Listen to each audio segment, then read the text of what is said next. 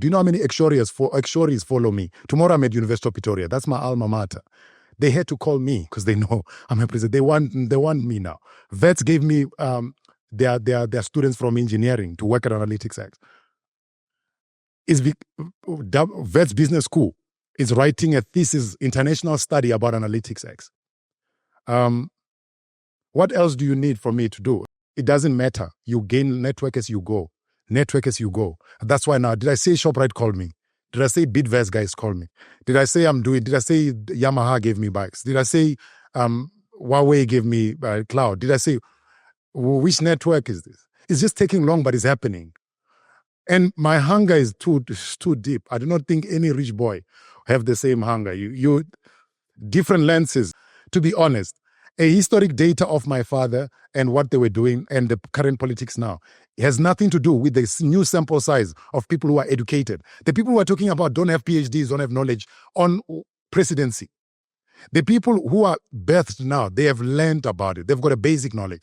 And I recognize that in your office, I will never be given a seat. That's why I get to go and create my own table. I already know. People like me, you don't like them. There was going to be a point where 10 years' time, you were going to remove me after building so many solutions. So right now, actually why I'm building SPAZA Eats is because I already know that people have a way that you come and help them, and then they benefit from you, and then later on they act like they didn't see anything. You've done nothing. What did you do? We had a MARCELO's Kitchen burrito meal, like our breakfast meal, that grab and go for the hustlers.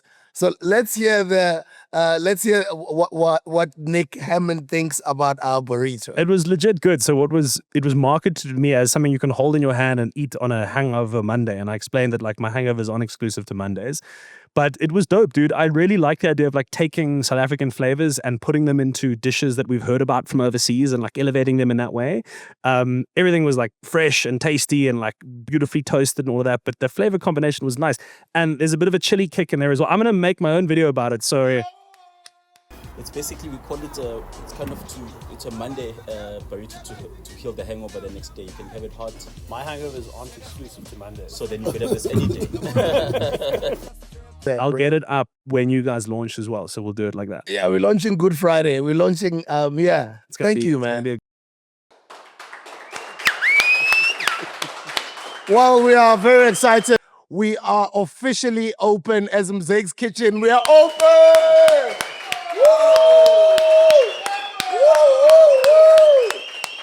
We are open, Baba. We are open. Go to Uber Eats right now. Go to Mr. Delivery. Go to Mr. D. Go to SPAZA Eats. We're going to be very soon on Swiper, but we are now available. Go check out our menu right now. Let us know what you think. And as you are getting your deliveries, make sure that you post us on all your social media platforms under the hashtag MARCELO's Kitchen. Welcome to MARCELO's Kitchen. We are finally live on SPAZA Eats, Uber Eats, Mr. D, and very soon we will be live on Swiper. We are live. You can go order some food. You can go order some food. Well done. Thank you so much. It's been an overwhelming launch on our online platforms, guys. We are an online restaurant selling classy African food, African cuisine. Go check out our menu. Let us know if you like it. Let us know what you don't like so we can better ourselves as a business. MARCELO's Kitchen is now officially operating. We cook the food from this kitchen here, and very soon we will be in a couple of other kitchens throughout Johannesburg. We've been getting your feedback, complaining the rest of the country. When is it coming to Bloemfontein? When are you guys coming to Cape Town, Durban? When are you guys coming to Limpopo, Mpumalanga? We're going to expand, but we're going to take our time and do it gradually. With our experience of running businesses in the past and failing many times, making a lot of mistakes, we've learned that this business thing is not as easy as it seems. And you have to take your own barking baby steps and go through that teething process as you keep on refining your product so that eventually you are ready to expand. We will be expanding. We will be franchising. We want you to come on board MARCELO's Kitchen. We will be empowering entrepreneurs. Currently, we're empowering cooks, young people that just had matric. We've employed them. They are doing our delivery services with their motorbikes. And we've partnered with some prestigious partners with the likes of SPAZA Eats. And the SPAZA Eats founder, who's a tech digital analytic I don't even know what do you call it. Analytics. But I just know that he's a hustler, he's an entrepreneur, he's an innovator, he's a creator, he's a CEO, he's a founder. But you and I are the easiest way we can refer to him as is an entrepreneur. Welcome, Mr. Talifhani Banks. How are you, sir? Thank you so much, my brother. It's always feeling good sitting with great minds. What you've done is amazing. Yeah. And I need to give you that. Thank you, bro. Yeah, you've run it. Well done. Thank you. Thank you for the inspiration, bro. You're doing an incredible job. We look up to your work, man. Thank you so much. Yeah, it's about saving. Maybe for those who don't know, who is Talifhani Banks and what do you do and how would you like to be referred to? I'd like to be referred to as an innovator, disruptor, and still a data scientist. And why I say that is, in my world, you have to keep imagining things. You have to keep coming with new ideas. And back in the days, those type of ideas are always rejected. It's like, who do you think you are? So I always want to be associated with innovators, data scientists, and still an entrepreneur. My background from Loitrecht, I studied University of Pretoria in econometrics. Then I worked for corporate Massmart, Pick and Pay, and AutoZone. But now I've embarked on a journey since 2017 of entrepreneurship, obviously inspired by people like you. I've read the Billionaires Under Construction. Oh, yes, sir. Actually, I was in one of the places. We were at somewhere in CBD. You were handing those books, but I had already bought or something like that. Oh, yeah. Yeah. Since 2017, I've been running a company called AnalyticsX. It's a data technology company that is connecting software, cloud computing, data engineering, data science, and marketing. What that means is basically using technology to understand customer behavior, to understand systems, and to help businesses scale. And we have built some of the nicest systems for large corporations. And that's what made me one of the top entrepreneurs in technology. And over 16 hours as a medium enterprise. And now I imagine myself as what impact have I made at where I'm coming from? And that's why I'm now thinking of building technologies that are solving our problems. Yeah. I love the tech background before we even get into SPAZA Eats, because then it refines and it sort of gives us an understanding as to what SPAZA Eats is. Yeah. I know you've got SPAZA Wallets as well. Yes. I know you've got a couple of other ventures as well. Yeah. So you are basically what other people would refer to as a techpreneur, right? Yes. Techpreneur. One of the best in the country. I do One of the continent. In the continent. The best in the country. 1,000%. Sure. In technology, I probably have more hours than any tech entrepreneur at the moment. Yes. And I'm probably I'm the BRICS entrepreneur. So I've went to Russia and competed on the highest level for technology.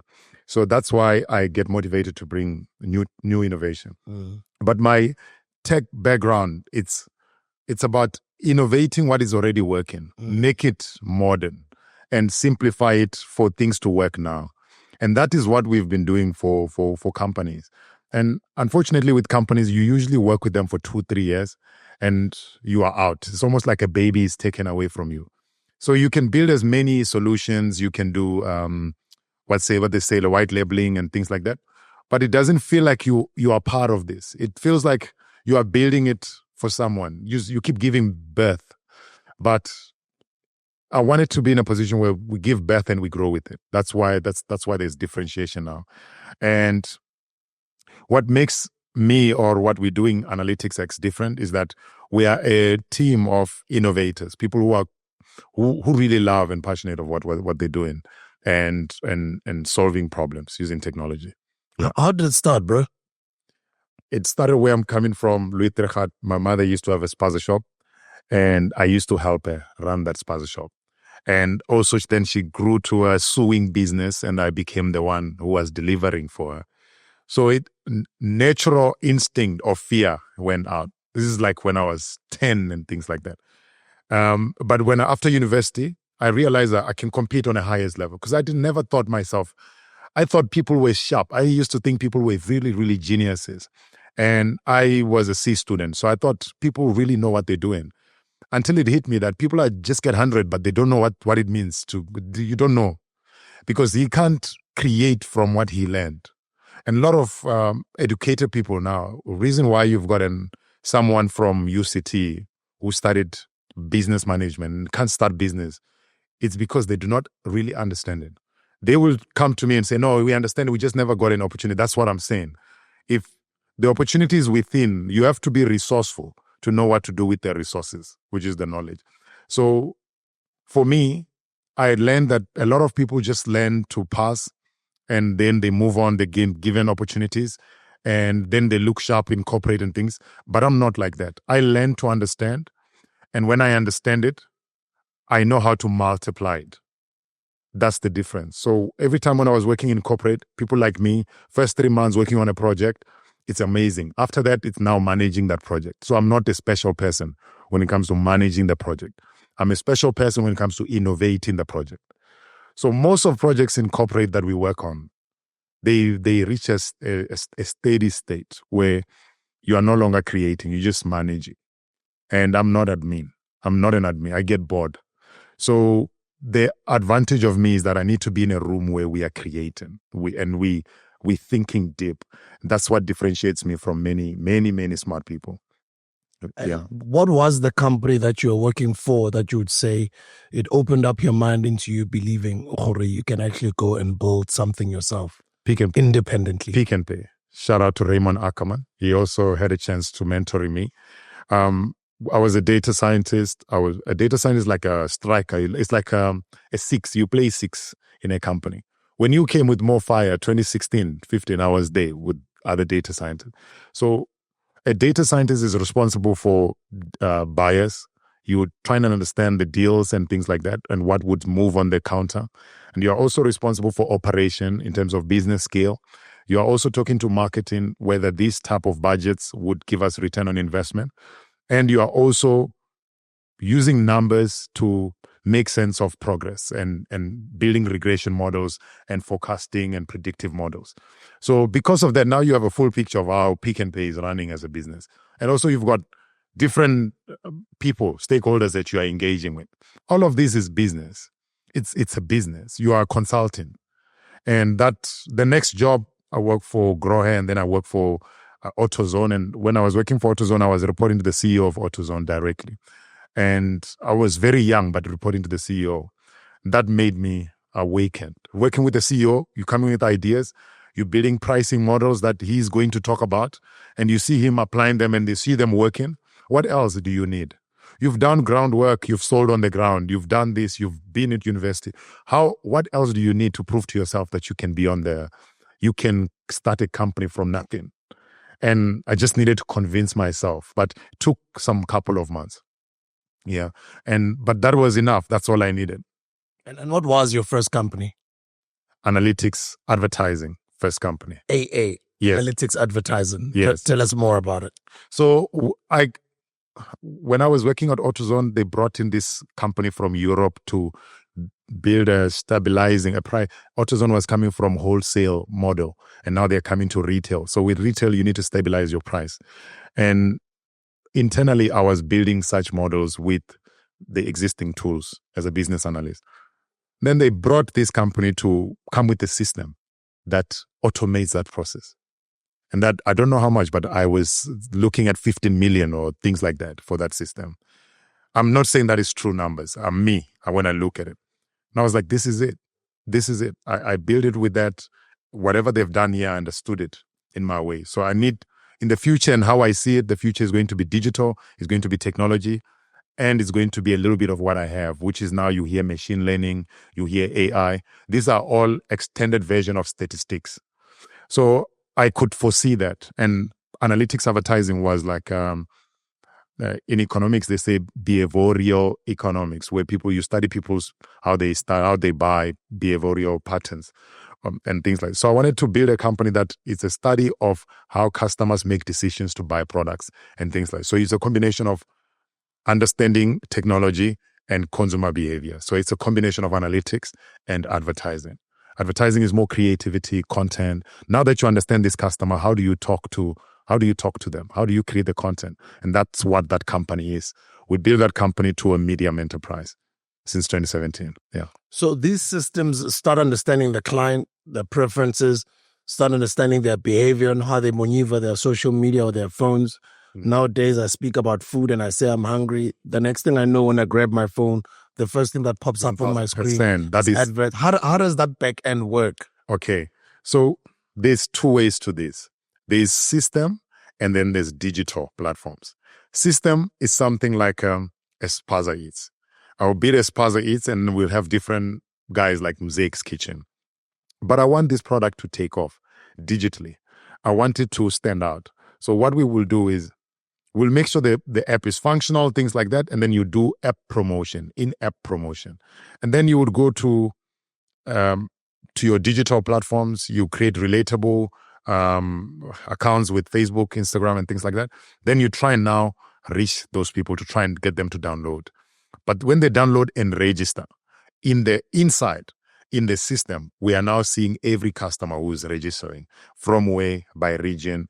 And now when they buy, we are tracking what are they buying, frequency, recency, monetary, and region. Frequency, recency, monetary. Okay. Yes. What that means is you are trying to see how frequent is the Wuho buying from us and how recent did he buy from us and what value did he buy. That allows basket, right? Yes. Yeah.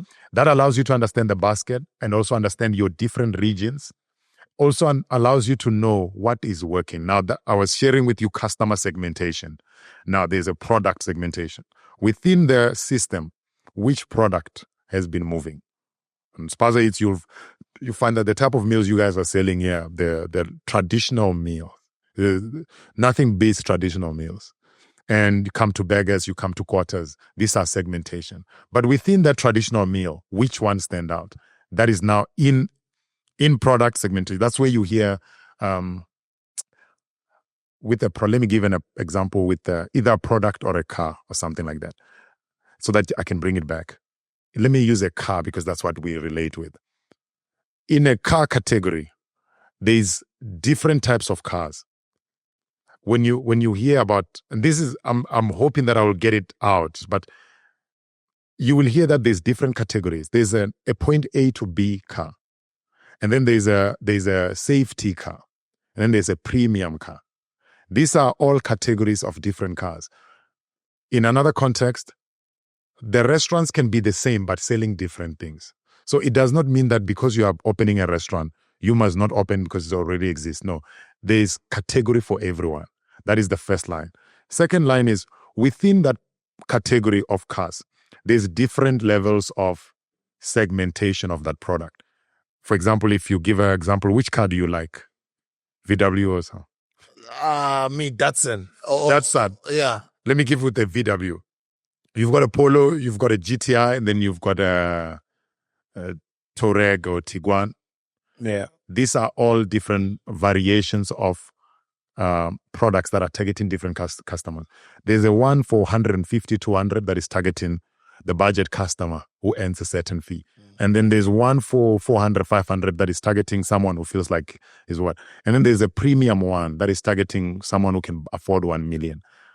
That is segmentation of products. So within the app as well, there's that type of variation. Within your meal, there's customers who are going to buy your meal that is a standard starting, we call it price fighter. Like it's an entry level. It's an entry level meal. And then there's a meal that is like you call it plata or mkoporosh, and however you call it. But that plata is around 250. That is your median type of meal or before median. Then you've got a meal for 400, 500. Our entry level meal is called Spy 2. Spy 2. Yeah, you should get one. One of our cheapest meals, very affordable. Yes. But it's just for a hustler who's on the road, who's a student who doesn't have a lot of money. It's called Spy 2. Sure. Spy 2. The customers are registering their buying on this SPAZA Eats thing. And now inside we are segmenting these products. But in the products, we can see that there's different variations. So there's a Spy 2, there's a Plata, and then there's a one for 700, 1,000, the one you have. That's the Amakoporosh plate. That is the premium. Family plate. It's your premium. Amakoporosh, yeah. These type of meals will be bought differently. Spy 2 might have a lot of volume. When it's having volume, the monetary value of that Spy 2 is not as big but the frequency is high. So you have a high frequency but low monetary value. And then the middle one, this platter one, has got a high frequency and a little bit of median monetary value. And then there's the large one, the premium one, low frequency. No. So maybe the middle one you can call it Matol. So we've got a Matol. So like a song. Like the song. Oh, yeah. Yeah. So all the meals around Zexman Are around the song. are around the songs and the brand and what it represents. Yeah. Powerful. Then the last plate, which is your premium plate, is going to have less frequency compared to SPY 2. Yeah, because it's like maybe 900 or 800 or 700. But the monetary value is high. So at some point, you guys can sit down and realize that this one have a less frequency, but the value of sales is similar. Then you want to make a decision to say, how do we promote? Do we promote high frequency or high volume? Most of the time, your attractor is your high volume. And when customers are inside, then they can see what else you have. That's why you see people promoting, and they are only promoting the cheap, like KFC back in the days, 2 rand. Streetwise 2. Streetwise 2, yeah. It's not that was the only meal, but that is the meal that got us there. Get you in there. SPY 2 should be the meal that people must know. Then everyone else comes. So that is what you do with analytics inside the system. Then outside, this is the digital data. We want to understand what are people interested in, what are they commenting on. That's what we drive called sentiment analytics. We can pull data, extract large amount of data and tell you analyze words into numbers and say, what does this mean when someone says, I love this, I don't like this, I think this, I don't like it, I hate it. What does it mean? What is the sentiment? You want to track whether it's positive, negative, or neutral. And these are things you can bring. And then also you can track what type of words do people use when they talk about Mzek's Kitchen. Which ones are they using the most? Those are the words that you promote. Now, when I go to other platforms, when you go to Google Ads and stuff, I use the words that people use. I use the words. So I already know when you are going to Google something, you're going to use Mzek's Kitchen, a platter, Mzek's whatever. Those are the words that have proven to be. Now, that's why when you go to your phone, I now have a large number of data of people with what they're interested in, and that's what I'm targeting by region, by category, by my meal. And also I can target by platter. Inside the data, we have types of customers. Who buys the SPY 2? Is it students? Is it young professionals? Who buys the premium one? Is it older professionals and things like that? So the promotion and targeting of SPY 2 will not go to older people, will go to that number. That's why your version of what you see on SPAZA is about Mzek's might be different to what a student is seeing. It's a promotion. It's a targeting. That's what analytics is. There's 2 types. So a lot of people would think that when we talk analytics, we're talking media. A lot of marketing companies, they stop there on media. They do not understand deeper on what I'm saying. Because here, internally, we can talk regression and things like that. So is that the reason why when I look at my phone and I see what's trending, I can easily assume this is what everybody else sees on their Twitter? 1,000. But when I go to next to him and that I see what's trending, his trending topics are, as much as they might have a few that are similar to mine's, what's trending. Yeah. But what's trending on his is totally a little bit different from what's trending from mine. It's based on his behavior. His behavior and what he clicks at the most. That is AnalyticsX. That is what we're doing. So, and I saw that people were almost confusing us with advertising a lot at the moment when I was comparing with other advertising companies. But we were a data company. And then that's when I said, I need to create this as a group as AnalyticsX. So we stand out as technology and engineering. But you have to understand your behaviors that are happening internally that will influence. That is internal data. You use internal data to influence your media data and targeting. And that's how you build it up. Because SPAZA is, we never had big budget, but you can see it's always top 3 for deliveries. So what I want to ask is, how do I break the pattern? Maybe let's say a young person who likes clicking and following and liking and commenting on women or baddies, Yes. pictures. Yes. and then you find that their phone ends up showing them a lot of women. Yes. So much so that they just get caught up in that world, The world. live in that bubble for a couple of months Yes. or even longer than that, Yes. forgetting that there's a whole lot of other information Yes. or knowledge Yes. they could be attaining. They could be learning. They could be learning Mm. outside of just only always following women and girls, because that's what then the system That's what behind it's- this is showing. That's what it's showing. How do I break the pattern? How do I cheat the algorithm There's for two me ways. to then maybe start afresh and rewire? or rewire your data. Yeah. No, delete the whole Chrome, delete the whole thing that you've been using, or delete the whole app and restart again. When you start again, TikTok will ask you, what are you interested in?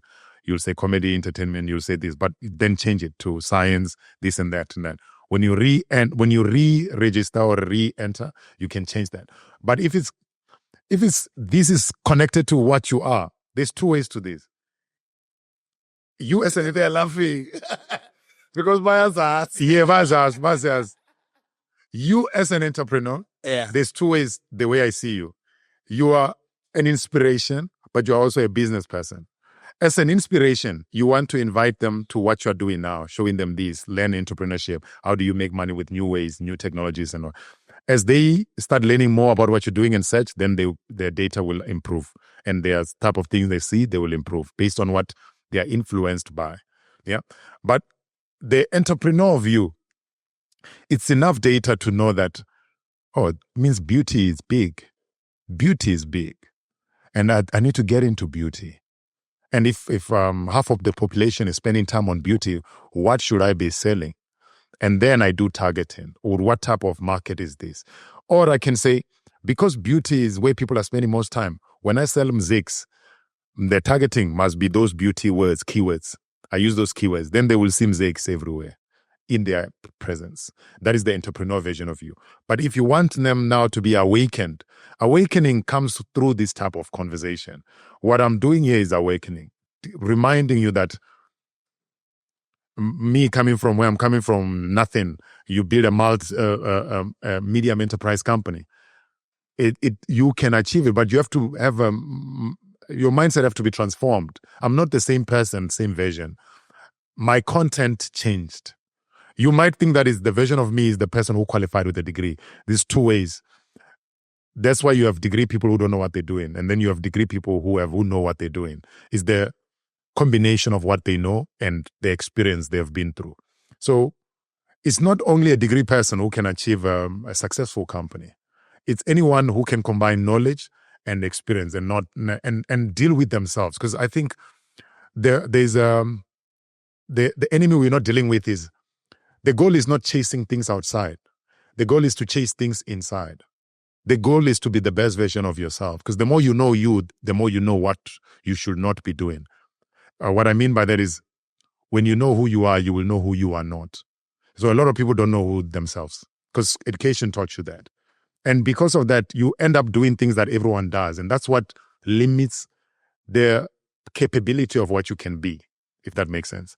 For example, we can all be economists, but the difference is the other one will not want to be a journalist or just talking about this because maybe they grew up at a family where they were selling SPAZA shops and that knowledge and combine it with what they know, and then they will build a company called AnalyticsX, which compete on a medium enterprise. The difference is that the experience of what we've been through is not the same. And a lot of people have been raised in a bubble where they only think that life on its own is different knowledge. So they think that what they know makes them special. That's why they do not respect and they talk to people undermining and things. And most of these guys who are very much educated, they don't know how to deal with life in general. Because if you were that educated, why wouldn't you be able to apply what you know? We should have been seeing a lot of products better than Zix. So while we're still in this conversation, I'd like to know a little bit more. I want to double click before we move on. Yes. I know Elon Musk at some point was one of the co-founders or maybe early investors of OpenAI. Yes. The company that brought us ChatGPT. Yes. Right? And I do know that at some point, the CEO of ChatGPT, the guy that actually founded it and brought him on board, they had their own misunderstanding. And Elon Musk wanted to buy the guy out. The guy refused, I think, more than once. Yes. And the guy was fired at some point, but then he came back again. And then he found other investors to grow OpenAI. But still, the misunderstanding with Elon Musk continued. Yes. Because Elon Musk wanted to take a certain direction with the OpenAI. Yes. And I forgot the guy's name. Yes. I'm forgetting his name, but yeah, I know him. Yeah. And then which I guess led Elon Musk to end up starting Grok. Yes. So what I want to understand is the technology behind the Grok and say OpenAI or ChatGPT. Yeah. With this line of conversation that With we this have. line. Yeah. How do I break it down? Is these are large language. Layman simple terms like me who doesn't understand complicated technological language or analytics. Let me start it here. Yeah. Google, when you see Google, that's a search engine optimization. It's a platform where you go to and search, and then it will pick up from what it already have in the database. When you see a Google, it means they've got, before they launch this product, it must have databases. So it's a platform running online, but in the back end, it's running on cloud. In that cloud, there's servers, there's tables. And those tables are storing data that we want to see. So, for example, I'll have information there already, like whatever, more about Spusiso and people who are known and things like that. So when, as an individual, when you make a search on Google, you will find what is only in the system. And it feeds itself as it grows. The more people search, the more people write about it. When you see Wikipedia, when you see Facebook, that's why when we search you, we see all references of everything they have been talked about you on. All of those things are running on Google. Yeah. The more it grows, the more people feed it, the more people it expands. Does that make sense? Makes sense, yeah. It's a search engine optimizer. That's where you search. Yeah, that's where you search and find what you're finding. Yeah. Then these large language models that you are seeing with OpenAI and what you're seeing there with ChatGPT, they are an advanced model of that search engine optimization. You are finding when you search, you are finding information. Some of it were already stored. Now more is being stored as people use. It's being beefed up and learning as it goes. It learns as it grows. But this is like an exponential form where it can now tell you how to solve the problem. Instead of Google, what it used to give you before, where it only gives you based on what you're searching and what is existing. This one gives you based on all references, what they have connected in the back end, which is APIs and things like that, to existing platforms that had information, including Google. I'm assuming there's a Google API there or so. Now it needs to pull all types of language and learnings that gives you answers. So basically, that ChatGPT can be your new textbook. You don't have to know information. You have to know how to use AI.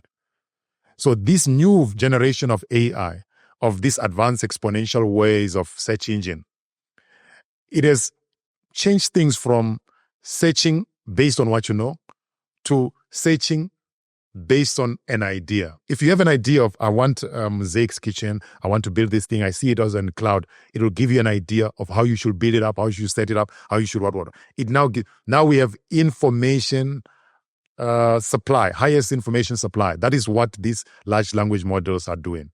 When Elon Musk and the guys, and I'm sorry to tell guys that I'm forgetting, the difference there, it's in the business. It's not on the product. The product is good and they all agree. Now it's on, these guys' approach was, I'm going in as an NGO. When it's an NGO, everyone is using this thing, I change it to PTY or to private owned. That's what he did. And now he signed out $7 billion within, like, is it last year or this year? Somewhere there. Elon was saying that this guy is not reliable and you shouldn't trust him. He's going to mess you up in the future. That's what Elon is saying.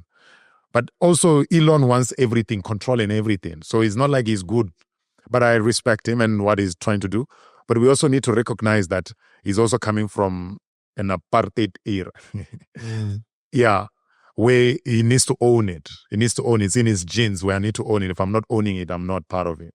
I think so. And I don't know why I'm saying it like that, but yeah. So the difference there was just on ownership. It's not on the product. The product works is an exponential form of large language models where now you use those platforms to learn from them. You can actually build an Mzek's Kitchen from that compared to how it used to be back in the days. So we are going into information supply, largest information supply, that it won't matter whether you have a PhD or you're just a metric. You can all compete on the same level. Sure. Yeah. I said this a year ago on the Convo show. At the time, it was still called the Penuel show. Okay. Shout out to my brother Penuel for bringing us together. Thank you so much. He's Shout out. always had some great things to say about It's you. powerful. It's powerful. Yeah, and I'm glad that he introduced us a couple of weeks ago. Mm.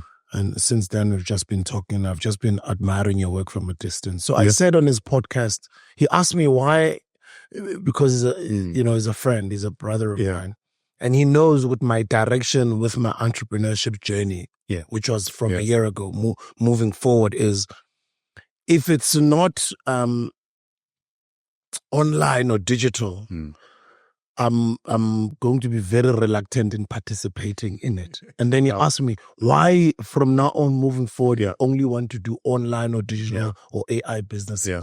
I'm like, for obvious reasons, but it's just that I could not You've heard say properly articulate love it that. properly. Love that. So with You're everything that you've special. just said over the past couple of minutes, that's the reason why. That's what you wanted to say. Yeah, this is what I'm about to say.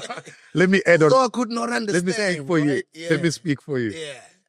You have transitioned with time and you have learned business from music to business. You have seen it. But you also internally, you've got this heart to serve that you can't run away from. Yes, sir. So as you grow, you adapt with the new. And that's what you have done so well. Compared to everyone else you started with, the difference between you is you know how to adapt quicker. And now you have adapted already on the new future. And you've got that futuristic. If you do some checks on who you are and how you function, you realize that you are a futuristic person who have a high chances of getting it right.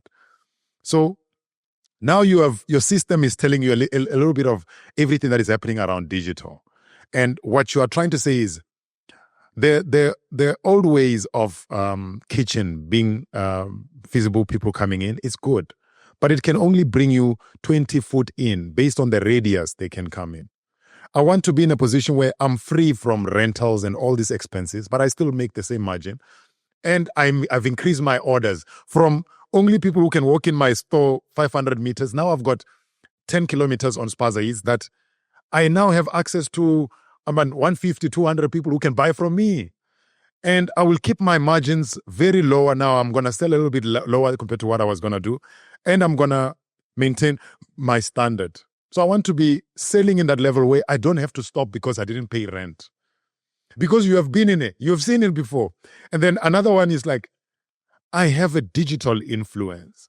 Compared to everyone I came with, they did well, but some of them are not digitally, they didn't come with it. I have it now, that people relate with me from young age and mostly buying customers, 35, 45, us who can afford. You are saying that these people, I reach them online. And this is why platforms and radio still look for me. I do not want to be in a platform where they come and I sign their books one, because you've signed the books and you've seen one, I don't have time. You want to be one person reaching thousands of people in real time. You've seen it. So what you're saying is, I have now fallen in love with a platform where I can sit in one place and reach 50,000 people within an hour and get them to connect with what I'm doing without spending much. That's why when I listen to you show you fell in love with the camera and the phone, and whatever you had time, you started sharing your knowledge. And people were ready to listen. And you saw it. And then you're like, I'm going to continue building it up. So now, the version of you now who understands this, and the version of you who could have been thinking of setting up a shop that is going to pay 90,000, you have transformed. You now know that you can still make 2 million without a 90,000 rent.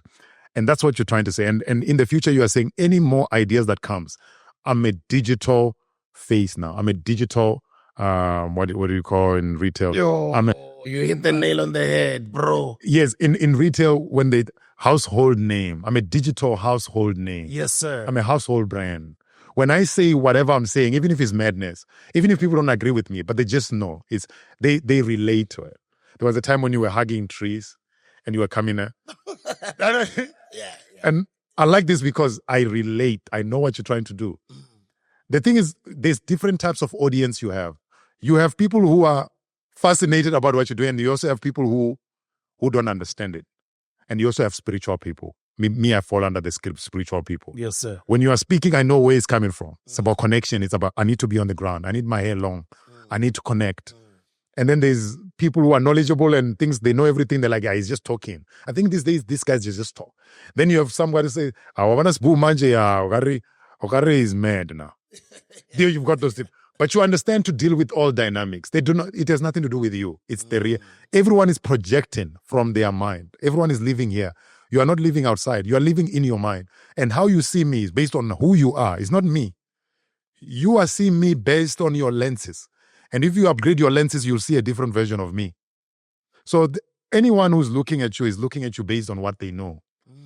But you have an awareness of that. It's just that you don't know how to say it. What you're saying is, I don't care who looks at me as how. I want to now talk to people, 100,000 people within a 30 minutes, and I want to show, beside what I'm selling, I will be able to inspire them, and I'll be able to show them what I'm selling. I'll be able to share some knowledge. But all of this it's all version of who I am. You are now alive. Sure. Yeah.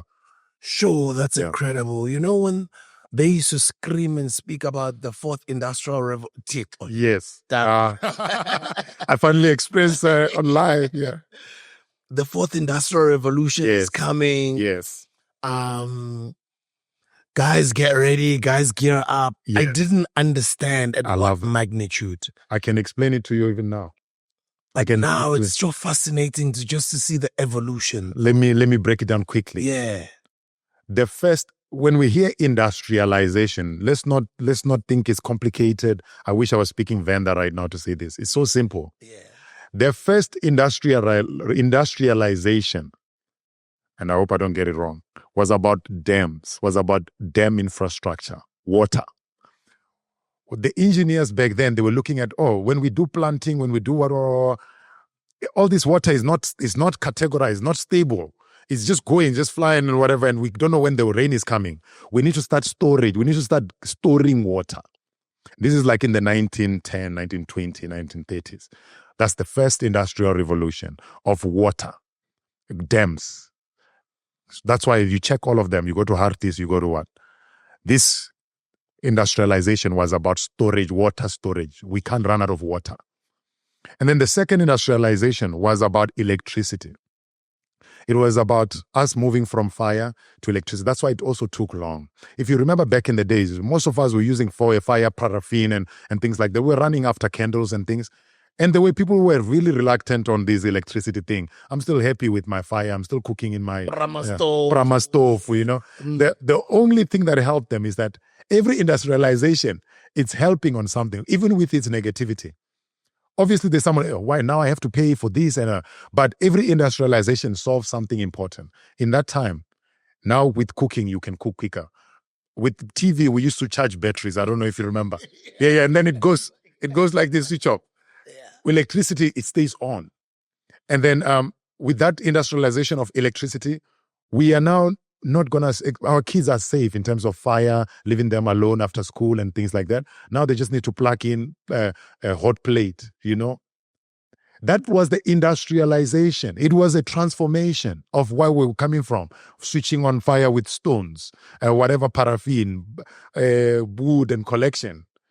Then you come to the third industrial revolution. Third industrial revolution. Now I'm missing it. It's okay, yeah. Yeah.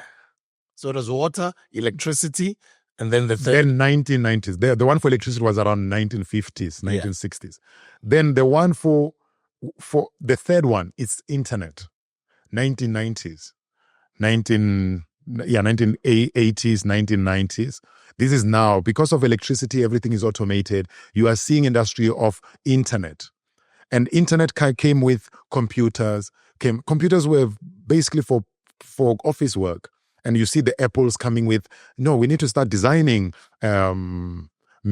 products, Macintosh that will go to people individually. Both Steve Jobs, when they started inventing, now they're thinking, how do we build products that will go to people's houses from not just being in office? That transformation came with Amazon, others, internet web and things like that is emerging around 99, 96, 97. That is the third industrial revolution. That revolution on its own also came with the stress. There was a time, I remember because that was my time was studying school now. They used to type the question paper, they used to be typed by this thing. I don't remember what they call it. Yeah, I remember. But that machine, you can't correct it. Yeah. That's why the question paper always had mistakes. Yeah. They couldn't correct. I think they used to call it the typing machine. Typewriter. Yeah. That was the third industrial revolution. There were people who were getting jobs for having MS Word, Microsoft Word skills. There were people who were going to technical skills to learn Microsoft. And I got MS-DOS. Yeah? Yeah. That was an industrial revolution, but came with disruption as well. Every industrial revolution comes with disruption. There were people who were experiencing that thing, that they didn't make mistakes. And they were annoyed by people who are now using not laptops, but that computer, desktop. Because those ones now know Microsoft, they can use Excel, they can use PowerPoint, and they can cancel, they can clean, they can do these. They were annoyed because they now like, I need now to go back to school. I've got 40 years doing this thing. Yeah. And there were people who didn't adapt. They looked at it like, oh, this is a mess now. Yeah. And these internet things and online and this is the birth now of Facebook and there were some products that were developed that didn't work before YouTube, that were developed in 2002 and things that didn't work, but it was about people and connecting people. But it only works because the product was starting to be maturing in internet in around the 2005, 2006. And this is the birth now of Netflix and others. Now the internet bubble is growing. Now when you go to fourth industrial revolution, it's no longer moving, okay, with the first, second, third, it was all new industries, water, electricity, internet. Now, when you go to fourth industrial revolution, it's no longer moving in new category. It's moving within, but going up, like vertical. It's going on top of internet. It's still internet, but now we are building on internet. We are going to AI. And AI now is not it's not a new, it's within. And this within means that now we are growing with what was already existing, the YouTubes, the Facebook, the whatever. Now we have to do extra knowledge of what it is now. So it means people now need to adapt to the new industrial revolution of now, which is AI, all this new language model processing and things, data science, machine learning, and all of these new ways of living, digital and digital selling. I mean, you can stand in other countries and other industries, you can have a camera like this and sell more fire online if you're in the UK and people buy in real time. Now, yeah. Real time, yeah? That was not happening 15 years ago. Yeah. It's the business of now. Why would you need a shop that you pay 90,000 when you can move 20, 30 units within an hour by just being online? Yeah. What means now? It means I need to increase my ways of stories. The best storytellers in the modern day of fourth industrial, the guys who are going to win is people who know how to narrate stories, people who understand technology, who are willing to learn, and people who are not shy to be themselves. Because I see people, they still have this thing of what the people are going to say. You can't be thinking like that. There's over 1 billion people, bro. Yeah, everyone is going to think something. Someone is going to gravitate towards your personality. 1,000%. 1,000%. And then you hear, no, not all of us are entrepreneurs. Listen, when you trade your skills and you go to work, you are selling. You should have been sitting at home. There are people who tell you if you don't come to work, you're out. It's because when you are not at the office, you are not making a presentation sense to my business for me to keep you. You were trading. You just don't understand it. So what I mean by now is the people who adapt to the new industrial revolution and understand the new ways of living will do well. That's why some in companies are going down. Some new ones are emerging. That's why you see some companies, back industries that were used to doing well, like both Transnet and others, they are finding it hard. But what that means is there's a new ways of delivery. That's why you see both SPAZA Eats, or others. And that's why you see in the future there's going to be drone delivery. Already now there's drone farming where you see people putting 20 liters on a drone and then they are farming. It's going there and back. And while you're still on, please don't lose that train of thought. Then you've got some evil people. Yes. Who use this incredible technology. Now you talk about solutions, Yes. drone delivery, drone farming, but you also have got other people who have weaponized Yes. drones, where we've seen what's happening there in the Middle East. Yes. Where people are sitting wherever they're sitting, but they're playing this thing like they're playing video games, and they're using drones to shoot, bomb, and kill people in another country. We need to understand that this is a reality of life. You are living with people who are not like you. And let's be honest, when you talk religion and things like this, why is it so dominant in Africa and not in other countries? And does that mean other people who are in other economies and other continents will die, will not go to heaven? Listen, heaven and hell is here. And I'm willing to stand for it because I'm a spiritual person. And most of us have been brainwashed to believe that everyone is kind and everyone is fine. But we not realize this is the dynamics of reality. Everyone has got some, they're dealing with darkness in them. And some darkness is worse. And some people are controllable. But the whole life thing is that it's a life of lessons. But you have to create your own ways that limits you, intervals. That says, I can't do beyond this. I can do beyond this. Or I can't drink beyond this. It's your own belief. You must create your own interval. When it's dark and it's light this side, the more you go towards the light, the lesser the dark is. The more you go towards the dark, the lesser it's the yin and the yang, as above, so below. Yes. Right? So the good and the bad is in you. Yes. You make the choice. 1000%. But this is how what you were trying to say. The more the dark, the more it light. The more the light. Yes. The more it's darkness, the more it lights. Yes. When you see a star, when you see DJ Sbu as a star, he's walking on fire. So when you see small things not working, it does not mean he's a bad person. He's just walking on fire. When you are a star or when you are a light, you bright more in darkness. And it has to be like that. Even science proved that you have to, for light to be purely lighting, there must be a darkness. And we must understand that is the ways of life. That you must not think that because you're a good person, I am a good person, or people in the Middle East are good people. We must not think that when Donald Trump is putting high tariffs, he's going to come back. You must not think like that. You must know that he's what it is. Trust the snakes to bite you. Trust the tiger to bite you. But know them when you see them. Like know them, that you trust that you see them well. Trust that you see them well. Like if someone is increasing tariffs, and he's removing, like your boy Elon is from here, but he's removing aids and all this aid and stuff.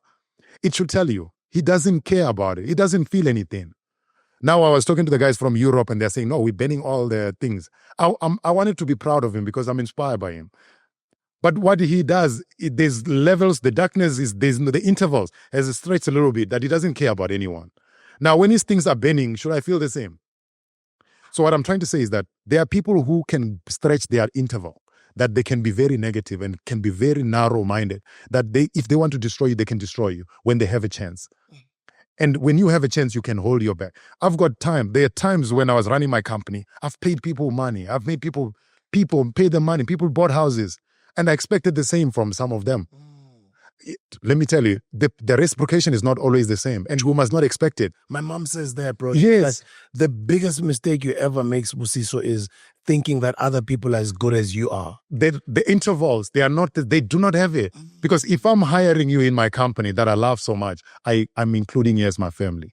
The worst thing you can do is to look at me like I'm slow. I don't see you and you won't work for the whole 2 months and you're still going to be paid 35,000. Sure, That's as much as you can say what you want now. This guy is, well, let me tell you, I'm doing this. So I feel like that is where now people need to study themselves, that if somebody gives you an opportunity, you must know what to do. You must reciprocate, but not everyone reciprocate. Unfortunately, forgive us like you will continue being hurt because you're thinking that everyone is the same. For our country, we are given tariffs. And that, no, I think that we must look at this carefully. No, 3 months is too long. 3 months is too long. If I was a president, I'm putting tariffs back. I understand my advantage. It's minerals. And we have to play like that. Play in your competitive advantage. Every economy has a competitive advantage. You've seen what China is doing. Their competitive advantage is manufacturing. They ain't playing, bro. You are buying from... They ain't playing, bro. They're like, whatever we create and we manufacture here, you just stamp your brand on it. and then you just put these astronomical margins and then you sell that 135 thing. tariff. But it's actually made here, and it's a very same thing. So from now, we're going to put even the phones that you buy from us, we're going to increase the tariffs also. Then you wake up, you realize that all of your top trillionaire companies, they were buying from China. And now they're going to... While they're convincing the world 1,000%. that China sells fake. 1,000%. But then you find that other things are actually, it's the same product. It's just that it doesn't have that brand, then you can call it fake. They are actually coming from the same supplier.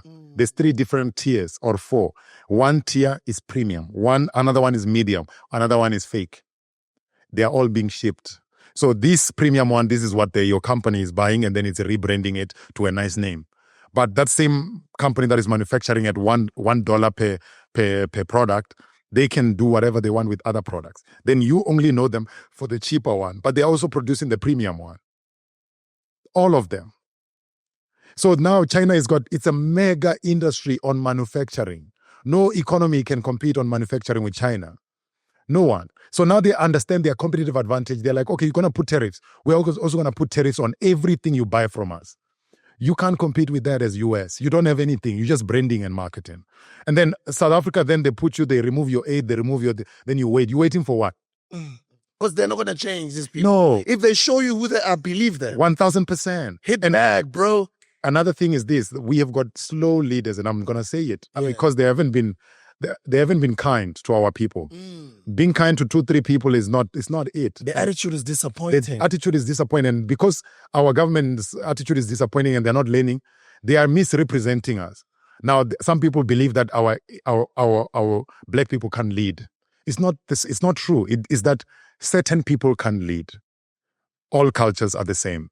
We are all gifted in different ways. You are gifted with something, we can all create something. But the current leadership is not growing with time, that it's not representing us. What I want to say is that you can't have innovators like myself running technologies, competing. You see what I'm doing. Building systems, trying to build a SPAZA is. And instead of you thinking that I need to support this, it's local. Instead of that, you support the international one from Trump. And you intentionally do that. There's science behind. There's no science behind you supporting a company that is coming from US. It's a multinational company. You must know that every economy must start every charity begins at home. And you must understand it. So a lot of these guys in government level, they miss it. And that's why we don't have jobs. It's because back in the days it was Transnet. It was Eskom. It was what? Those companies are no longer doing as many trades as they used to. So the trades has changed. Now it needs to be local companies like SPAZA Eats. It's a big platform. We can hire delivery men. You can hire SMEs. This is the new economy.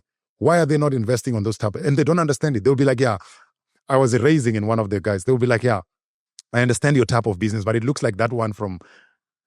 What you're not understanding is that, first of all, you are comparing me with an economy that does not like you. And you are supporting them. You need to realize that this platform here is from here, and if it gets exported internationally, global markets, you guys are powerful here.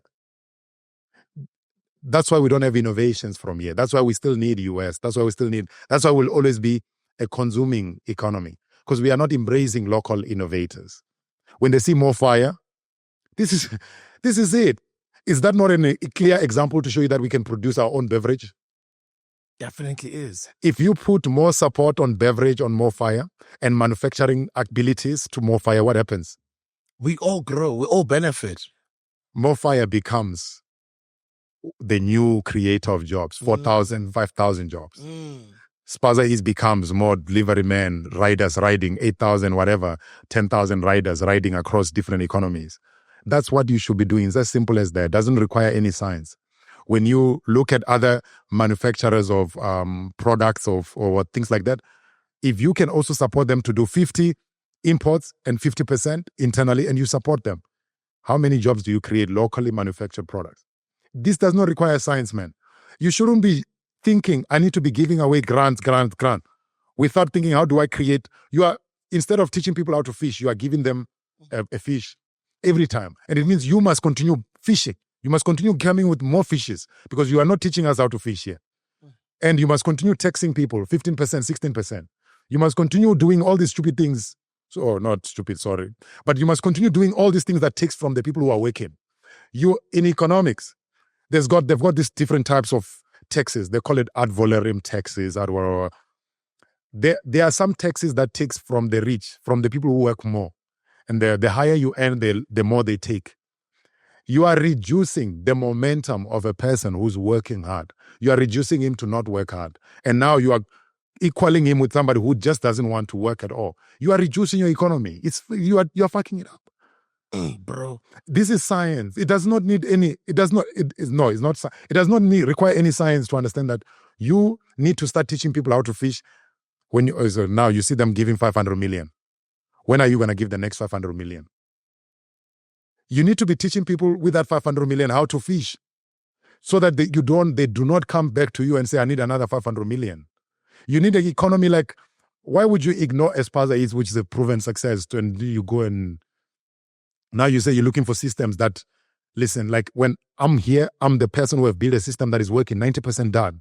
You do not have to look for a reinvention. I'm here. And the next thing, they don't believe in us being able to be capable. Somebody says to me, bro, yes, I understand you're in real estate. Now you're opening this kitchen, you're an opportunist, right? And I'm like, that's fine. Mm-hmm. It's that when you're selling online, you're saying you don't have a walk-in restaurant. Why is it that with every meal of MARCELO's Kitchen that you sell, you're giving away a free Fire can? And then meanwhile, you're talking about land and developing. And you're telling us that this MARCELO's Kitchen thing, at some point, you're going to build it such that it ends up building its own buildings or its own infrastructure where it's going to be based. And then somebody else answers that person before I even had a chance to answer. Nice. Can't you see that these things are all linked? Ooh. So you look at the land, you look at the property development, you look at the product that this man has created. I mean, he's saying he's giving it for free. Obviously, as a businessman, he's worked out some pricing model with his partners to still shift the product, use the new business as cash flow. 1,000%. It is digital, it is online. Product.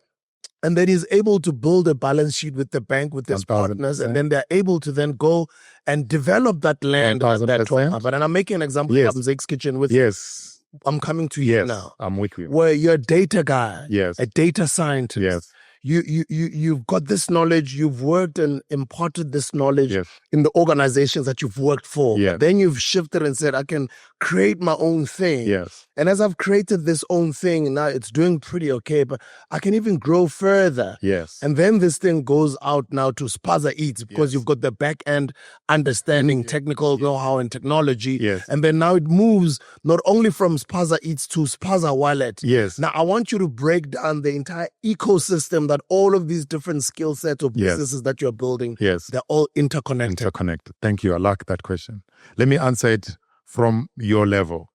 When you are selling, your biggest way of trade now, I don't understand, you can answer me, is reseller model, where people buy from you and then they resell MoFire. MoFire, we built it like that, It's still the same, It's a reseller model. B2B mostly, B2B model. Yeah.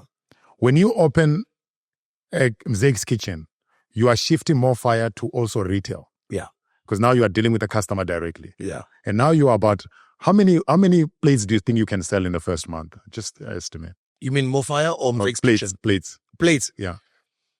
You mean places or you mean how many? Orders in total. Oh, orders. Yeah. Orders, we're doing anything between 300 to 500 meals a day. 300, 500 meals a day. That's just one kitchen. That is about maybe 12,000 plates that are going to go out. I don't know, when a month, 12,000, 13,000. I'm just estimating. Those 13,000 is now cans that have moved in retail. Yeah. Done. Yeah. Without negotiation. So I don't have to sell MoFire anymore. Because it comes complementary. In retail, MoFire. Inside, now when you sell in retail, it's about scaling MoFire, MARCELO's Kitchen. Yeah. And MARCELO's Kitchen goes with MoFire. And it goes with MoFire, yes. Retailing. So it's also part of marketing, because even if you don't drink energy drink, it's coming with that meal. 1,000%. And MARCELO's Kitchen is based on a kitchen and a land where in the future, every land like McDonald's, you might own those lands. The real estate, not might, yes, definitely. Definitely real estate. Yeah. So how is this separate? It's difficult for you to explain it once to a person who doesn't get it. On my case, I'm a trader, entrepreneur, coming birthed by a basic survivalist entrepreneur. My mother, I love her so much. And yesterday she called me, she's like, this one farmer supplied me chickens. They gave me 2,000 chickens. It's still in her to trade. And the reason why she's excited to talk to me and she's asking me to be an investor, because she knows my son, he knows. My son gets it. He gets it. I'm birthed by this lady who's just her business doesn't scale, but it keeps going. Eh? Thank Shout you out. so much, Mama, for giving us this incredible young man. Yes. Shout out. Siyabonga kakhulu, ma. uNkulunkulu akubusise, I've sibonga. always wanted to make this lady proud because a lot of people look at her like she's slow, like she's mad. She doesn't get it. I went to university and my siblings went to university through her trades. So now I wanted to take her knowledge to next level. And it's been in my heart to say, I'm going to take it to the next level. Fortunately, I make it to university and I competed with some of the smartest people. Now I have some little confidence that I can be a smart person as well. I didn't think I was, but I can be in the room. Jeez, you're brilliant, bro. Then I go to corporate. I worked in MassMart. I see different products. Some of them I didn't even know what they mean. I was a private label analyst, my first job. I'm analyzing products. Now I know thousands of products. And then I moved to Pick and Pay. I'm now an engine behind buyers. When you are coming in with more fire, I'm there behind beverage. And I'm saying, this is what we're going to take. It's a local or whatever. And then I'm moving to analytics and I'm building systems. I'm building this. And systems and AnalyticsX is teaching me that you can connect. And that is the brilliant thing about me. I'm not one study focused. Where I will say that I'm a statistician or a data scientist and somebody say, yeah, it's because it's a statistician. No. It's because I'm skilled at numbers. I'm skilled at creative. I'm skilled at ideas. And I understand economics. And I understand people. I understand networking. I also understand how to live with people. All of that is a combination of who I am. So when I'm now building AnalyticsX, I am also learning new skills. And I've got a skill in software development. I've got a skill in data engineering and data science. I've got a skill in marketing. And I've got a skill in business development. If you can build a business from zero to a medium enterprise and compete in Russia, tell me if that person is low, according to you. So I have built a business that's shown on a technology level from software, data scientist, marketing. It means I can build a byproduct from what I already know, which is a technology that will connect the continent. Because I've been traveling to speaking, hey, technology, we need digital transformation. You've heard about AFCFTA, African Continental Free Trade. I'm behind these things. They are calling me to speak in Kenya. Well, I don't want to be a journalist. The last thing I want is be a speaker. That's why me and speakers, we don't connect. Because I'm not speaking I speak what I do. I'm not speaking theory, what I learned and then come and speak. I'm speaking what I do that I want you to comment and say he's lying. I think, I want you to say that because I will come. You know, I'm speaking what I'm doing that is difficult for anybody who hasn't done it to come and say he's lying. The person who says that is not on my level. And the other person will say he's missing this one. He could have been doing this. That will be an advantage for me. I will learn that. So I'm traveling and I'm learning all of these things and I'm in Dubai, I'm this, and I'm realizing we need to stop. It's almost like when I started, I said, when I was building technology, it's almost like I was giving birth and I give birth and I'm not appreciated. I'm not even allowed to talk about the technologies I've built because you signed NDA. So it's almost like I'm in chain of building and people around, so a lot of people don't know me. Do you know why? Because they don't know what I've done in terms of, I was working B2B, building technology to people. And I said, you know what? I'm going to go back home and I'm going to build a technology that is going to connect people like my mother. People who are selling 4,000 a month. I want to make them make 20,000. I want to see those people taking people to universities and doing well. And I said, in research level, I want to build a technology that connects people from township and help them to connect with big corporates and at the same time help them increase their orders and help them become bankable. And that took some time to figure this thing out. And remember, when I'm building SPAZA, nobody's telling me build this. No one is telling me, I think you should think like this. No. That's the difference between me in the room. People talk about what I've built. I'm talking about before the technology was built, I was in here. Started off as half a dream and developed to what you see. And to be that, it's a different journey.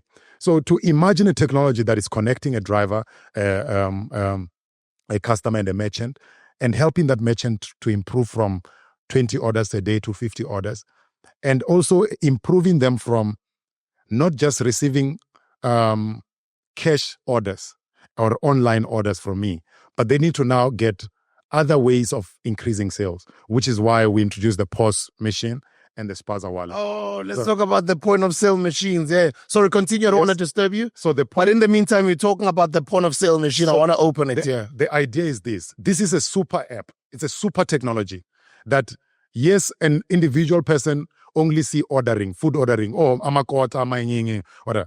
That is what you're seeing, and that's what I want you to see. But in the back end, it's fintech technology. Fintech in the sense that SPAZA Eats is fully backed by Reserve Bank. We've got a TPPP, which allows you to manage merchants' payments. So that is you are a neobank. You are running as a neobank, helping people who are transacting. Every time when a customer gets the money, it goes to your merchant bank, and then you pay the merchant back. Now, that is online alone. How do you also help them to also transact on the ground? When they're transacting on the ground, sometimes you've seen orders, them saying, no, we don't have a machine, we don't do that. And then they lose orders. The goal is to increase their orders. No money must leave them. So now they've got a machine that I'm giving for free. My partners that I have them on this case are partnered with PayFast on these ones. So you don't sell these machines? No, I give you... empower the entrepreneur. Yes, I've got 1,000 more. 1,000 free machine. And people must just go SPAZA Eats, text us, bother us. I'm looking for machine. And just tell me, you're looking for machine, how much you're making. Looking for machine. What I'm trying to see is, how do we categorize you? We'll give you a machine. We'll give you a POS machine. This type of machine, you're getting it on a market for like 3,000. It's an Android machine. And that machine, I'm giving you for free so that you don't lose orders on the ground. Right? Now I've got a full view of how you are transacting. This is the back end now. I've got a full view of how you are transacting on the ground and online. You were probably doing 20,000 online. Now you're doing an extra 20,000 maybe or 15,000 on there with the machine and some cash. But now I've got a full view. You make about 30,000 and roughly other cash. Now I've applied for NCR, National Credit Regulator. I want to become a lender, like a lender. I want to give you money. So now I've got different banks who have approached me already and say, don't you want to partner with us to be lending your merchants? And the reason why I haven't signed the contract is not that I'm rude or because I can see them. They think this boy is... No, I'm saying that the people that I'm trying to serve, like my mother who makes 4,000, you don't know them. You are not from there. So if I start accepting your contract that blocks me from saving the people who make 4,000, 10,000, you are not saving my purpose. And according to you, they think that the people who make 10,000 are very risky. That's how they categorize us. And some of them, some other platform who are my competitors, they have an audacity to categorize our people to say they fall under previously disadvantaged. You should not allow that. You should have confidence and ego to tell you that it's not because you are previously disadvantaged, it's that you haven't scaled your business. And scaling business means that if you are making 50,000 here, you should have 2-3 more. That will make you 50-50. That's how you make 200. That's how you make 1 million. Duplication.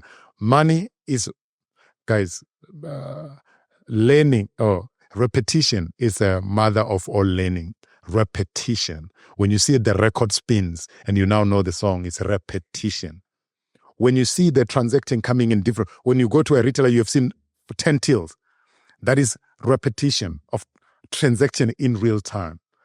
That's what we should try to do for our people. Try and get them to be in the repetition business where people keep coming and they keep influencing. That's how they increase their monies. So you've got SPAZA Eats, which is online. You've got SPAZA Pay, and which allows you this. In the future, we're still very much a cash-driven market. We are still running on cash. And people still holding a lot of cash that they won't buy online because they're holding cash. And now with SPAZA Eats, I want to get them to be able to buy on SPAZA. So I developed SPAZA Wallet. And SPAZA Wallet, with the backup of a company, shout out to them, Block Market, they built me a crypto wallet that runs on one-to-one to rent. It's backed by Reserve Bank. All paperwork is there. I know that I'm saying this because some people feel like, yeah. No, I'm doing everything on paper, the way you want us to do it. And I'm ready. And I'm going to be, I'm already him. So now the idea of SPAZA Wallet is to get a Mama Zala who's transacting through a POS and also transacting on SPAZA Eats to eventually get their money real time on the wallet.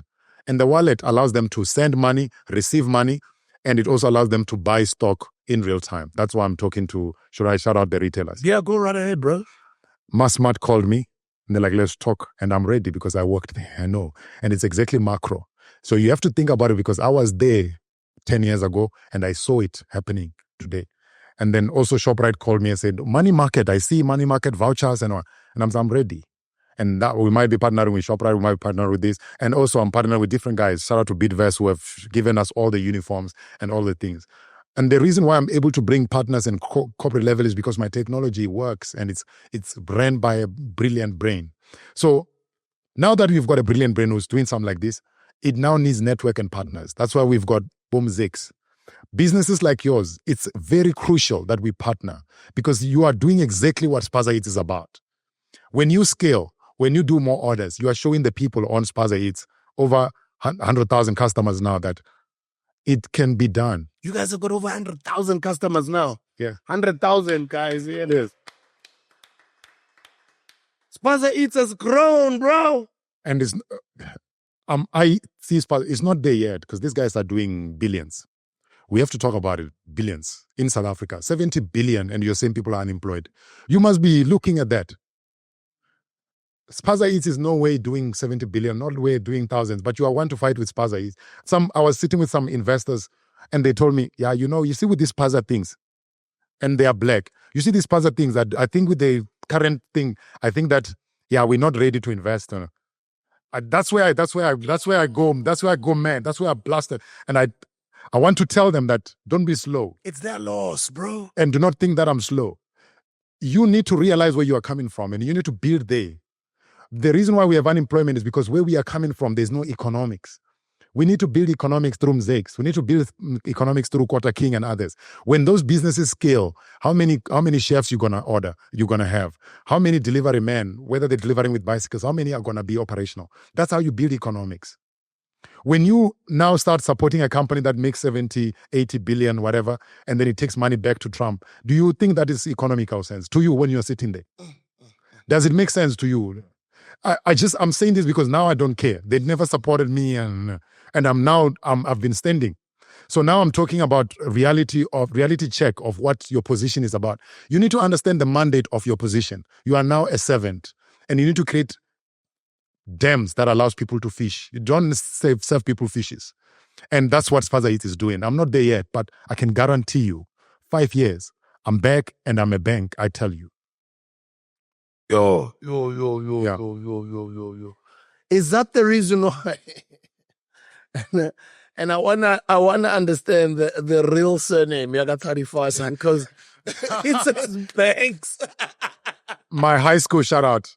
I told them that in the future, you must be appreciative of being with me here. That's how rude I was. Because in the future... Confident. Yeah. Because in the future, I'm going to build a bank. And Not even one bank, banks.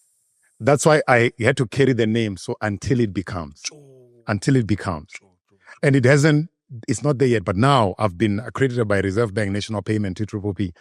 When I was at university in econometrics class, I used to have lectures from Reserve Bank teaching me. When I was sitting there, I was like, econometrics and economics is a study of money, brother.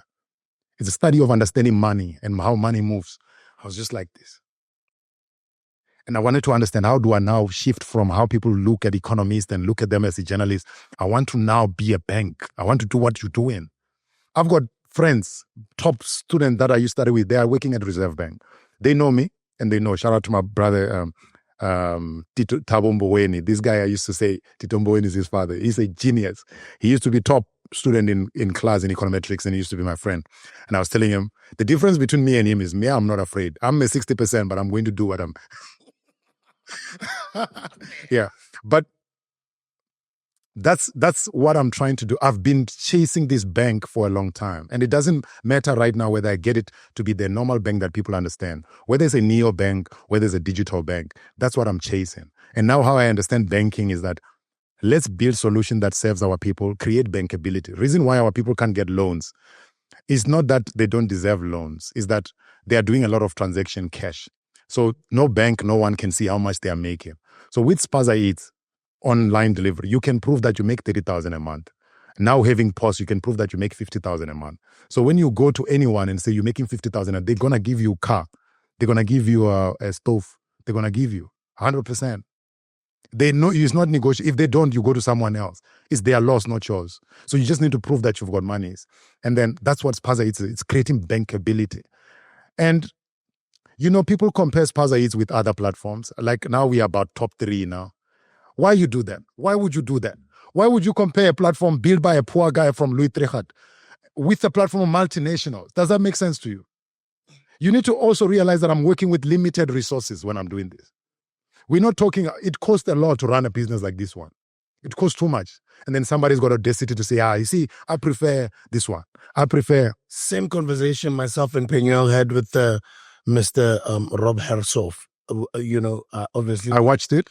Did you check out the episode? Mhm. I asked him about the statement that he had said Okay. at one of the biz news conferences. Uh-huh. Uguti, I think he had said something along the lines of, and I think he was quoted out of context, but verbally he did say those words. Okay. That we are not ready as black people to compete with them on merit.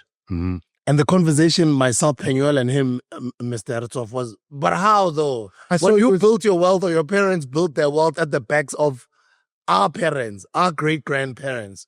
And how do I compete with you on merit when you have benefited through what has happened in the past? The mishaps of the past. So when somebody compares you to a company that was built in America, and when you in Ghana, LA, Limpopo, my man, from Louis Trichardt, come on, do you even understand? They don't get it. In You even get it. And I want to come to that.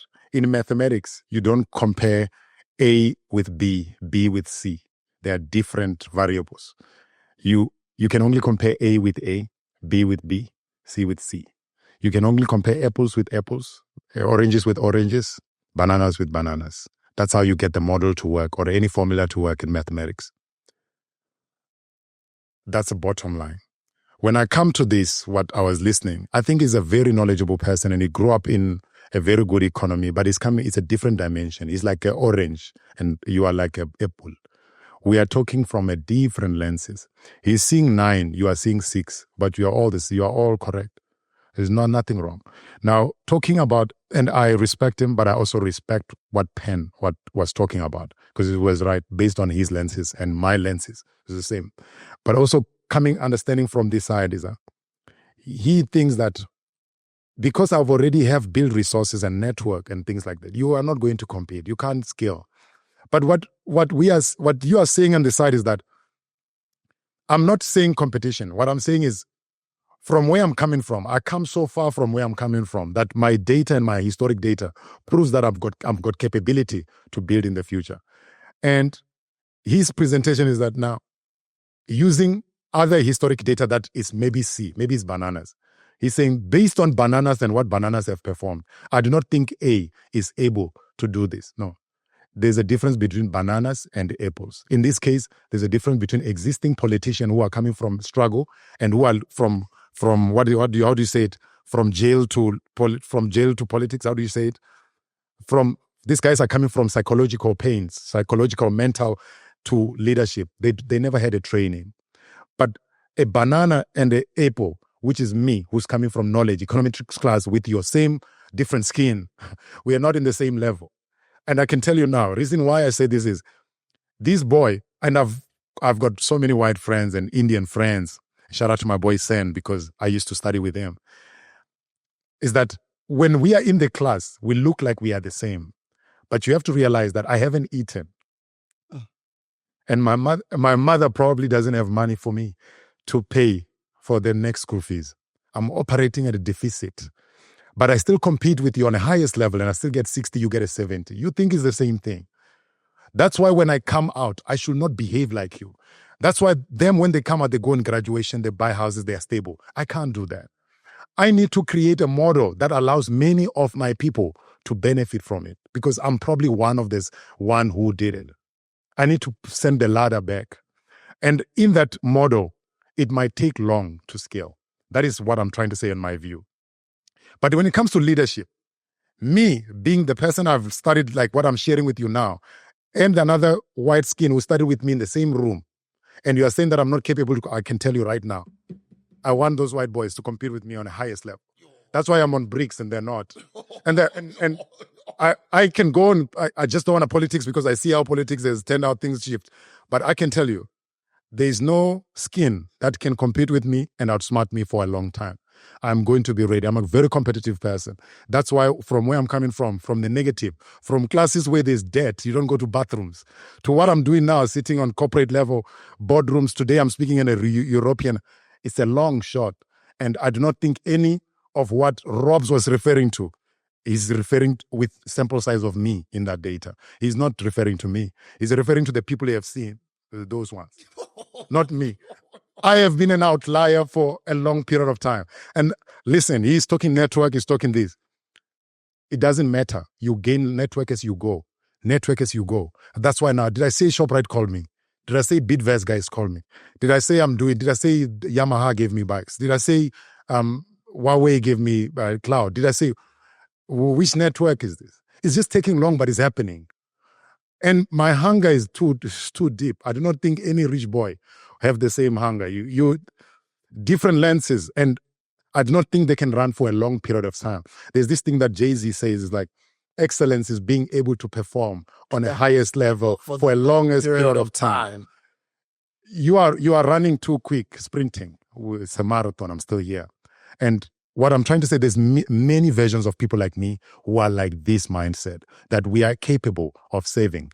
And we just haven't been given a chance, or we're still crafting a chance. But when you do get a chance, you're going to realize that this is a different generation. You are looking at a generation of someone who was in prison. We're not the same mindset. For me to be able to leave a 45,000 job, that was my everything, and to now having a company that have people who are earning 45,000, it's a long shot. It's a different mindset. To you, it's like, oh, I was going to my father. Listen, I hired my father in my company. I got my father a property. I got my father a car. You are not, we're not talking. Your father gives you. Listen, and I've been seeing these guys coming, talking. You're talking from a different variable, from a B level. Yeah. And I understand it. You've got a head status. Yeah. Respect it. And maybe because you went to Harvard, that's it. I respect it. That's it. You are saying it right. We can never catch up. But remember that I'm setting up a foundation that my son Tyson and my son Kai is a different version of them. They are being taught by an animal, I'm not sending them to school to come back and play me. I'm directly injecting knowledge from whether you 2 years, 3 years, I'm injecting knowledge. That when you are 15, 16, you need to be understanding this thing. So my son, when he's starting, he's not going to start from a CV if you think that's what is going to happen. He's starting from an animal level. He understands it. Around my house is lions. You have to understand, we're going for it. I'm not saying that, and listen, I might go tomorrow, and even when I do the interviews, I just know the people who are cut from the same cloth as me understand what I'm saying. They get it. Those people, the idea is to spark the brain that will change the world. So the people who are hearing me, they are different version of what Rob is talking about. He's referring to what he sees. I'm referring to, you see, you can believe by sight or believe by faith. Right? So Rob is believing by sight right now, based on the sample size that he sees and historic data. To be honest, a historic data of my father and what they were doing and the current politics now has nothing to do with this new sample size of people who are educated. The people who are talking about don't have PhDs, don't have knowledge on presidency. The people who are birthed now, they have learned about it. They've got a basic knowledge. And then they've got a natural knowledge of how things work in the township and in the city. So they will change things around. And I'm not saying there must be a black president or I'm not talking politics. I'm just saying that you need to recognize that every culture has a capability to do it. And I recognize that in your office, I will never be given a seat. That's why I get to go and create my own table. I already know. People like me, you don't like them. There was going to be a point where 10 years' time, you were going to remove me after building so many solutions. So right now, actually why I'm building SPAZA Hits is because I already know that people have a way that you come and help them, and then they benefit from you, and then later on they act like they didn't see anything. You've done nothing. What did you do? We paid you. That's it. I am aware of that. Now I'm no longer chasing money. Well, as soon as you start chasing money, you are blocking yourself and your creativity. I'm creating a product that is like a matches, brother. It's like a paraffin. When SPAZA eats heat and it works, I do not have to exist. I do not have to exist. The people will benefit from it. And no one will say, no, it's because someone told him, yeah, he went to Dubai. And no. Yeah, I was there. There's no Dubai. I'm saying this because there are people, I've given them knowledge and I've seen them. They will never credit me for what I've said or what I've done. And it's always like, yeah, he doesn't have, someone has the audacity to say, yeah, you know what, people will listen to you and they'll think you're talking nonsense. Now I had to prove all of that whatever, maybe I'll say it wrong, but I will show it in action. Because when you see SPAZA Eats with over 100,000, with over 8,000 merchants that are in the system and 4,000 that are active, when you see drivers active, you see customers buying, now we're going to be on Mosaics. I'm sitting with you, brother. I was listening to you playing Remember When It Rains, and I'm like, this guy is a G. And shout out to Confidence, because he's now working with me. He was my neighbor back in the days, and he used to listen to me. He's like, you're very smart. And now he's helping me with SPAZA Eats back at home. He's loading both Firefly, both BPs, because he knows the codes are in him now that I cannot miss it. His guy told me. So for people like him that I grew up with me and they know what I've talked about, me sitting with you it's a long shot. So, and now we're working together, joining forces to where we're going. It's a different. I do not think that a person who's not coming from where we come will understand it. They won't understand, and we need to be okay with that. Oh, yo, mic drop. Ay. Dala ngintshela. Where's the camera? Dala ngintshela. He said it. We might not be the ones that do it. Even Park said it. But we are going to spark the brains 1,000% of the people that are going to change the world. Dala sishumayela didn't. 1,000%. Dala basibona ngathi silima. Nazi intwana zethu bona zenzayo. Yes. And manje asikaqali nokuqala ke. Sesama-showing shortly, boss. Wona nje hlala phansi ubukela imovie ukuthi senzani. 1,000%. Ishebe brand mfana kithi akubathi lochayela maka. Arijiki ibile. Arijiki mfana kithi we a different generation. We've got parents and fathers who have helped build some of the largest buildings. You will never see their names. You will never see their print, bro. Does that naturally from our level? I can tell you, my father was consistent in going to work every 4 a.m. That's what he still does at our work now. 4 a.m. he wakes up. It's engraved in him that every 4 a.m. to 5 you must be consistent. But people like him will never be appreciated because what they were doing was never for them, was never leaving a mark, there was no print of them. And because of that, we've done it for someone who will never appreciate it. So now, our generation understand that no, we need to start from the foundation, that our kids, when they come, they need to build from it. That's the Tupac rap. You know why I say Tupac? When he started with the knowledge, everyone who's coming after you appreciate the foundation. That is the banks, the whatever, the Mutsipes route. When you see the new mining guys, you see that there's someone who has done it before. It's a presentation. What we need is it's an example that it can be done. When you are doing what you're doing, beyond yourself, you are a representation for what is going to be in the future. Because you have done it, you are birthing another spirit that is going to do way times 10. And that's what it is about. The reason why we don't have many of them is that we are coming from also our culture. When you go across the continent, we are very respectful. We are a thank you economy. And because we are a thank you, people take advantage of that. That's the intervals I was talking about. Just because you are kind, you'll think that somebody will come to you and be kind. They take from you. They take whatever they're seeing. And you will not have anything to show in the future. But our generation is saying that beyond us scaling and be big, we are creating foundations that our kids and people who will spark will build from where we started, where we stop. And now it's going to be different presentation in 15 years, 20 years. Vision 2020, where you're not saying that. Leadership 2020. Leadership. Yes, exactly. Exactly what we're saying. I'm a representation of that. I'm a product of Leadership 2020. Because when you say Leadership 2020, 2020, we must have people who are creating. That's what you're saying. I will show you through more fire. I will be on the street to show you. You wanted to show by example.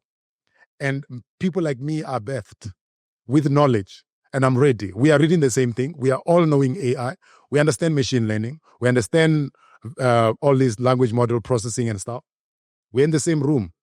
We understand global travels. We understand relationship. I've got network. I've got influence. We understand that we need to be, your network is your net worth. We understand. So it's not that we won't get there. It's that it will take some time, but we are going there. It doesn't matter whether you believe it or from your lenses you don't. We are going there. Oh, TALIFHANI banks, ladies and gentlemen. Last words, bro. Just close it, man. We can't even say anything more than this. I think we'll have another conversation another day. Yes. There's so many other things to speak about. I've got a lot. I've got a lot. I just want to appreciate you for today, man. Like, Thank those you. palms, bro. Look at me.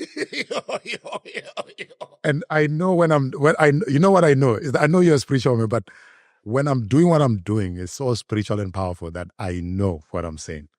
I'm aware of it. That's why the presentation of me is different. Now I look like Nigerian, I look Ghanaian, and I'm a representation of Africa. My goal is to impact Africa. When I'm speaking, it's different. But I do not want to be a motivational speaker. It's part of me. I want to be an example by work. Mensa Musa's work. Marcus Garvey. Kwame Nkrumah. Julius Malema. When you see me, I've got them in me. I'm just not showing it. I'm just not saying it. You see it in my works, bro. True knowledge makes a man unfit to be a slave. When you see me walking, you know I'm about it. Like I might not be talking because I know general people don't understand it. They look at me, this guy is mad. Yes, it takes madness to do this. You have to be a bipolar, you have to be a little bit of crazy, and you have to be a little bit of a genius. And you cook it together and you produce an AnalyticsX and you produce SPAZA. The guys who are beefing with me, like not beefing, but the competitors, for me, I'm saying it because I need to say this, is that I own SPAZA. Do you own those? 60 years. My father told me, if you do this, that's why my father is an inspiration to me. He was going to pension, and I could see that his problem is that he does not know what to do. He's like, if you do what I do, even if you're working and earning 60,000, 70,000, you are going to be like me, because based on inflation, even if you're earning 60,000, at the end you have a house and 2 cars. That's it. And that's it. You guys trying to look at me like I'm a mad person. 2 cars and a house. That's it. That's it for you. What I'm doing, it's a generation of people who have embarked. Presentation of SPAZA and so many thousands of SMEs who are going to be helped, that I'm not putting them under previously disadvantaged. And when I'm walking and I'm talking, how many knowledgeable, do you know how many actuaries follow me? Tomorrow I'm at University of Pretoria. That's my alma mater. They had to call me because they know I'm a president. They want me now. Vets gave me their students from engineering to work at AnalyticsX. Vets Business School is writing a thesis, international study about AnalyticsX. What else do you need from me to do? Like, I'm trying to say that whatever I'm doing, it's a knowledge being transferred, greatness being transferred to multitude of people who will change the world. So what I'm doing is way beyond, exponentially big, hyperbolic, that whatever I'm going to do is going to be remarkable. But you can't sit there and say, yeah, we need to analyze what he's doing. What else they're coming with? No. You are not seeing, you are seeing one formula of what I'm doing. One way. And that's why we shouldn't be competing. We should be working together. You should be investing on SPAZA. You should be looking at what I'm doing as a presentation of the future. If you want better future, that's what it should be. TALIFHANI Banks, thank you. Thank you so much.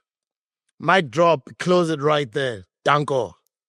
Guys, download SPAZA Eats and get yourself some Zig's Kitchen menus, different meals. Order right now. When you do get your deliveries, guys, post it on all your social media under the hashtag Zig's Kitchen. SPAZA Eats is the app. Download it right now. Here it is. I got it on my phone. Here it is. I got it on my phone. Black and green. There it is. SPAZA Eats. Download and order right now. Zig's Kitchen. Thank you. Danko. Appreciate it. Shout out to you, brother.